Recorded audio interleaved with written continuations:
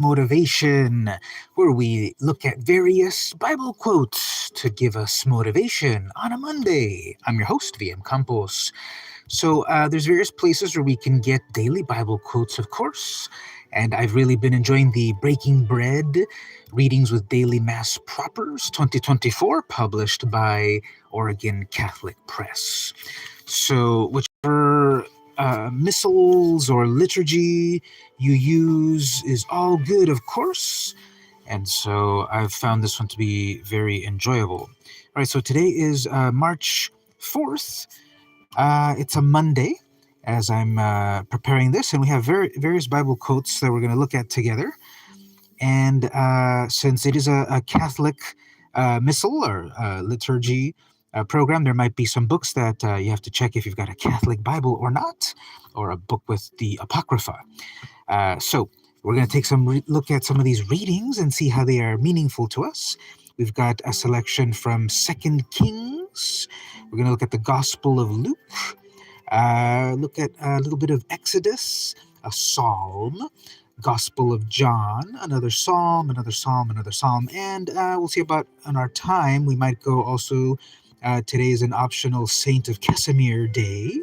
We might look at a reading of Philippians, John, some psalms, and wrap up with Matthew. So that's the plan. Right, so first we'll go with 2 Kings chapter 5. Now, I have several Bibles. I've got about 25 different Bibles at the moment. And I think for this episode, we'll do the Living Bible. So this is a Bible first translation, first published in the 70s, focused by one particular pastor, I believe. And it's a paraphrase. They don't use the word paraphrase anymore because it kind of got a bad reputation, which I don't think it's warranted at all. It's just another translation of the Bible, which, of course, all of the thoughts and concepts and verses are there, but just in a different sort of translation. So there's lots of translations. Go to the one that you like, of course. But I like this one because it's very, very readable, especially with some of the older language. So let's look at 2 Kings chapter 5, verse 1. So I got this, I rescued this from a thrift store. And now it's in my collection, and I love it. I refer to it a lot. I really like the translation and the quality of the book. Well, it's interesting. It also had this kind of leftover bookmark from someone's wedding. So 2 Kings chapter 5, verses 1 or so. We'll go chapter 5. And we'll look at 5, 1 to 15 or so in 2 Kings. I haven't checked the verses beforehand, so we'll look at them together. Where am I at? Chapter 5 here. The king of Syria had high admiration for Naam, the commander-in-chief of his army, for he had led his troops to many glorious victories. So he was a great hero, but he was a leper. Bands of Syrians had invaded the land of Israel, and among their captives was a little girl who had been given to Naam's wife as a maid. One day the little girl said to her mistress, "I wish my master would go to see the prophet in Samaria. He would heal him of his leprosy." Naam told the king what the little girl had said. "Go and visit the prophet," the king told him.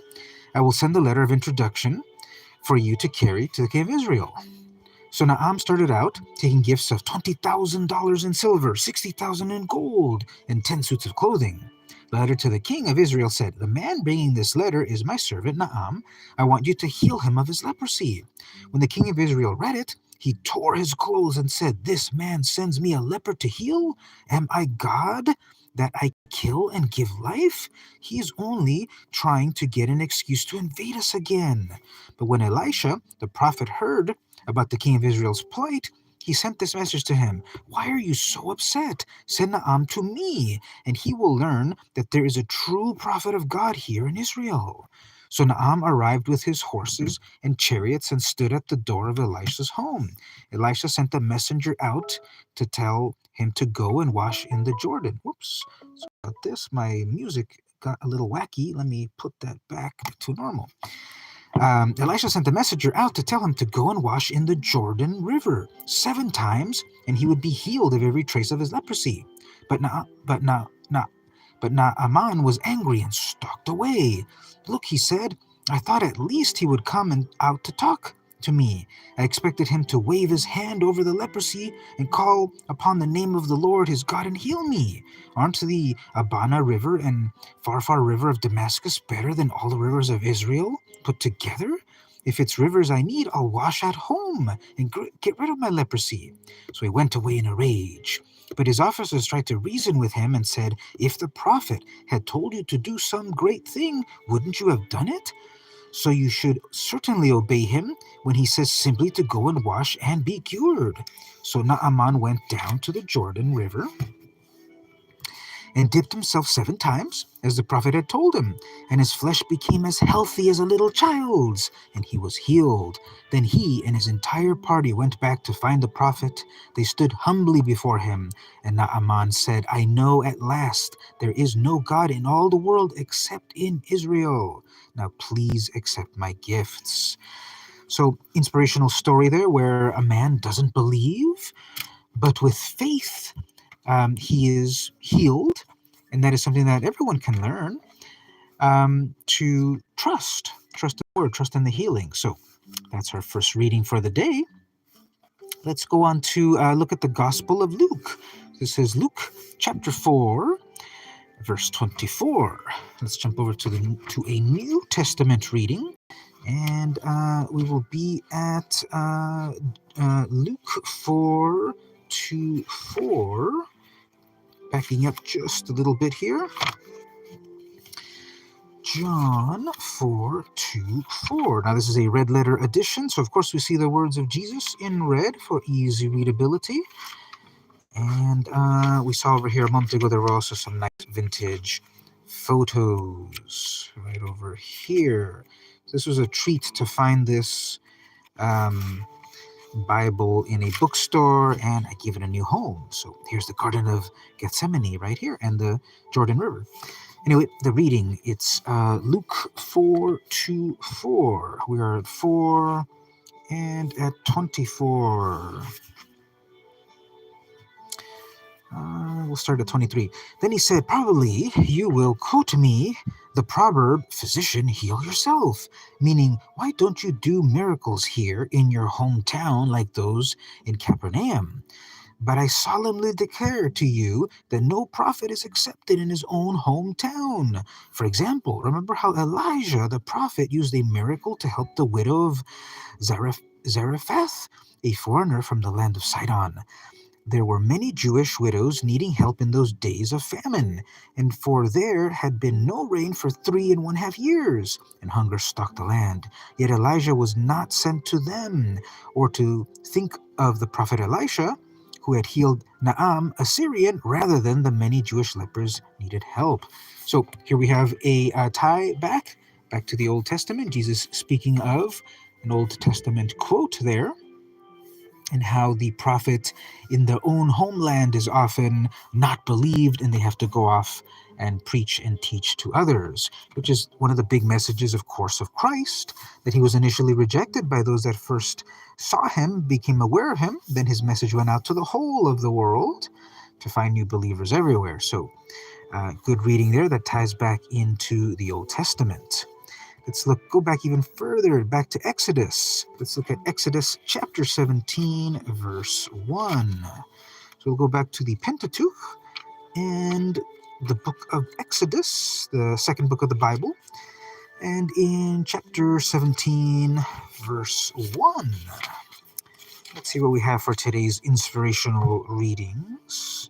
17:1. Now, at God's command, the people of Israel left the Sin desert, going by easy stages to Rephidim. But upon arrival, there was no water. So once more the people growled and complained to Moses. "Give us water," they wailed. "Quiet," Moses commanded. "Are you trying to test God's patience with you?"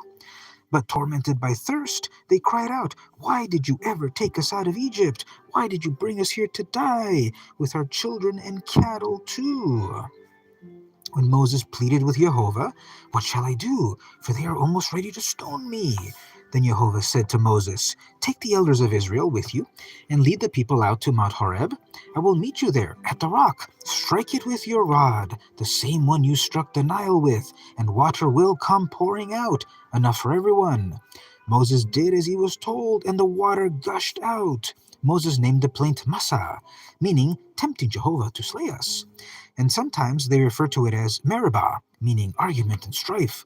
For it was there that the people of Israel argued against God and tempted him to slay them by saying, "Is Jehovah going to take care of us or not?" And again, here we have another quote that ties together the faith. Moses, in his faith, struck the stone and water appeared because God made it so. We have 3 quotations so far for March 4th about faith. We'll look at a couple more here. We'll look at the Psalm 95, the first few verses of Psalm 95, one of the longer books in the Bible, the Psalms. We have many beautiful sayings for inspiration in the Psalms. Look at 95. Now, be aware that in various translations, the Psalms after Psalm 10 are off by one number because 9 and 10 on some translations are grouped together and on others they are separate. So we're at Psalm 95:1. Let us just confirm here. Are we talking about 95 or 94? It's 95. Oh, come, let us sing to the Lord. Give us a joyous shout in honor of the rock of our salvation. Here we go. We're tying back over to Moses striking the rock. That was the rock of the salvation. Come before him with thankful hearts. Let us sing him psalms of praise, for the Lord is a great God, the great King of all gods. He controls the formation of the depths of the earth and the mightiest mountains. All are his. He made the sea and formed the land. They are his. They too are his. Come kneel before the Lord, our Maker, for he is our God. We are his sheep, and he is our shepherd. Oh, that you would hear him calling you today and come to him. Very, very inspirational.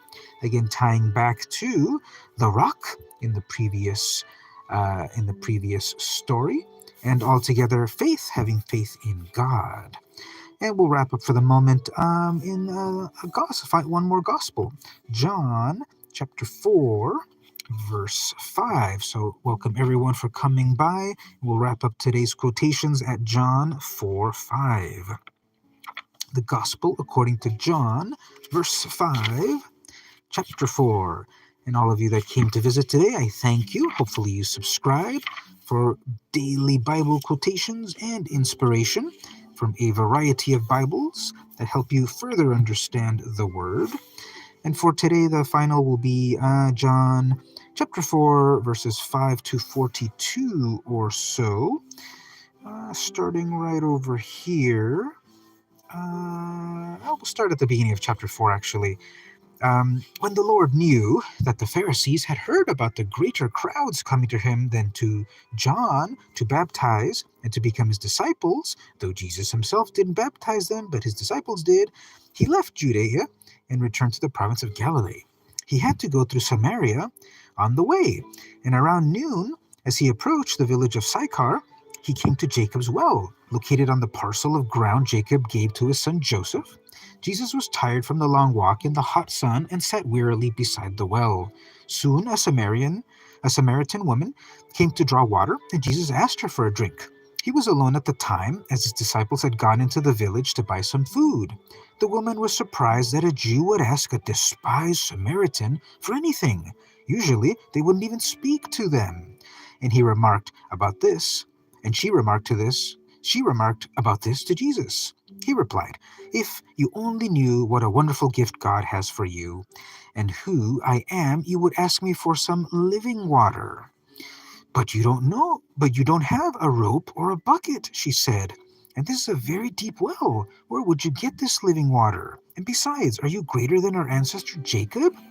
How can you offer better water than this, which he and his sons and cattle enjoyed?" Jesus replied that people soon became thirsty again after drinking this water. "But the water I give them," he said, "becomes a perpetual spring within them, watering them forever with eternal life." "Please, sir," the woman said, "give me some of that water. Then I'll never be thirsty again and won't have to make this long trip out here every day." "Go and get your husband," Jesus told her. "But I'm not married," the woman replied. All too true, Jesus said, for you have had 5 husbands, and you aren't even married to the man you're living with now. Sir, the woman said, you must be a prophet. But say, tell me, why is it that you Jews insist that Jerusalem is the only place of worship, while we Samaritans claim it here at Mount Gerizim, where our ancestors worshipped? Jesus replied, the time is coming, ma'am, when we will no longer be concerned about whether to worship the Father here or in Jerusalem. For it's not where we worship that counts, but how we worship. Is our worship spiritual and real? Do we have the Holy Spirit's help? For God is Spirit, and we must have His help to worship as we should from us. But you Samaritans know so little. Oops, sorry about that. Where was I? For God is spirit, and we must have. The Father wants this kind of worship from us, but you Samaritans know so little about Him, worshiping blindly, while we Jews know all about Him. For salvation comes to the world through the Jews. So that'll be our final quote for the day. We've read several quotes about faith. Here we have the faithless Samaritan woman passage of the Bible of John chapter 4. And today we were reading from the Living Bible translation, a translation that I enjoy a lot. I believe it really has the words in a very accessible way, which is exactly what you want from a Bible. You want the words to be accessible to everyone so that they understand, so that they read, so that they believe, so that they're inspired. And that's what I wanted to do today when we read various quotes from March 4th, Monday in the year 2024. Thank you everyone for coming to stop by today. Hopefully you subscribe. We'll read more great Bible quotes in a variety of translations in future episodes. Thank you for coming. See you in the next episode.